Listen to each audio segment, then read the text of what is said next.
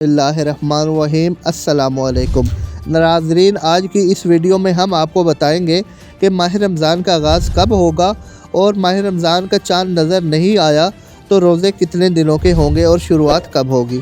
तो इस्लामी कैलेंडर के मुताबिक 8वें महीने शुबान के इख्तिताम के साथ ही जब चाँद नज़र आता है तो उसके अगले दिन रमज़ान के महीने का आगाज़ हो जाता है। इस मरतबा शुबान का महीना 29 दिन का होगा तो पहला रोज़ा 23 मार्च को रखा जाएगा। हालांकि 22 मार्च को तय होगा कि रमज़ान का आगाज़ कब होगा। अगर 22 मार्च को रमज़ानुल मुबारक का चाँद नज़र नहीं आया तो 30 दिनों के महीने को देखते हुए रमज़ान महीने की शुरुआत 24 मार्च से हो जाएगी।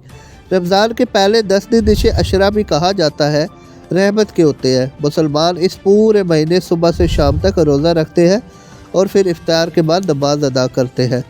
रोज़े के दौरान मुसलमान खुदाए बरतर का हुक्म सख्ती से बजा लाते हैं। नाज़रीन, पाकिस्तान में 23 मार्च को पहले रोज़े होने के चांसेस हैं। हमारे चैनल को सब्सक्राइब कीजिए, वीडियो को लाइक और शेयर ज़रूर कीजिए। शुक्रिया।